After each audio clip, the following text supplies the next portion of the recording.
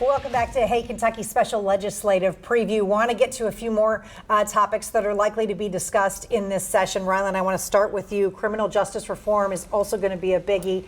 I think we incarcerate people in Kentucky at the 6th highest rate in the country, and we have nowhere to put people anymore. That's right. The Herald Leader, John Cheves of the Herald Leader, has done great coverage of this. Everybody should read up on it. The state's prison population has steadily grown for a really long time, and the legislature basically just continues to pass new felonies that put more people into jail, into prison.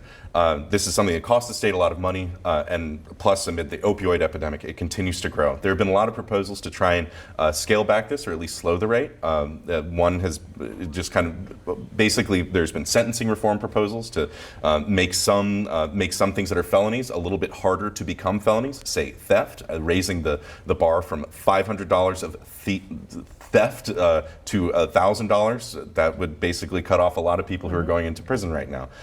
It's a tough issue. Just saying that, there's a lot of people that makes them angry, and lawmakers, it's very sensitive for them. But there have been several criminal justice proposals that big bills with lots of different changes in them that have come up in recent years. I think there will be a little bit more support for it with the Democratic governor, but we'll see. A lot of the opposition to this comes from prosecutors and judges, and a lot of these bills end up getting killed in the back rooms before they come out. Olivia, one of the controversial bills being talked about is the so-called bathroom bill, which would, you can kind of explain it a little bit. I can't imagine this passing. Yeah, so again, we have a bathroom bill, so essentially students in schools would be required to use the bathroom and the locker room associated with their gender assigned at birth. Yes. Instead of the one they identify with, which will impact transgender students predominantly. It's come up before, it's failed. Even Matt Bevin was like, what's the point of this? Yeah. North Carolina did pass something similar. It ultimately got repealed. Had to repeal it. Yeah. So it's buzzy, but I'm not sure how far it's going to go. All right. Daniel, red flag gun laws. This is something that really, when you talk about Second Amendment, people get so fired up on both sides. On both sides, yeah. So this is kind of one of those where it's an idea at compromise, right? It's not going as far as to ban assault rifles or anything like that. What it does is it allows people that if either family members or police feel that that person is unsafe and should not have guns, they can file something with the court, and the police will be able to go and take those guns and make sure that that person doesn't have it.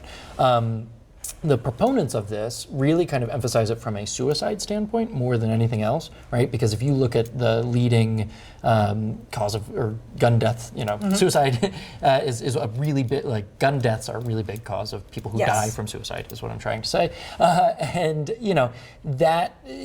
There are states that have seen a reduction, or they see data that shows a reduction in death by or gun death suicides. At the same time, there are people who are really afraid of this because it's seizing their weapons, right? It is saying that a judge will be able to determine whether or not you're able to possess guns, and that's a really difficult thing to balance when you have the Second Amendment, when you have this this thing in the Constitution that says you have the right to bear arms. And so it's never kind of easy with this gun debate because the sides are pretty, they have their heels dug in and they're not moving much. With Republican control, do you see that actually making headway at all? It's possible, it's unlikely, right? Like it seems that when they address gun violence, they're addressing it in other ways like the school safety bill, right? Saying that we need to ramp up protection rather than ramping up taking things There away. have been some Republican supporters of that, though. Yeah, there have. Both in the Senate and the House, and Republicans who have come out and sponsored that bill already. Yeah, and it's one of those, we'll see how it goes, right? There are a lot of bills that have Republican support now because Republicans are ahead of it and they still get nowhere. So it's a matter of having the right people, right? The leadership convinced that this is the way to go.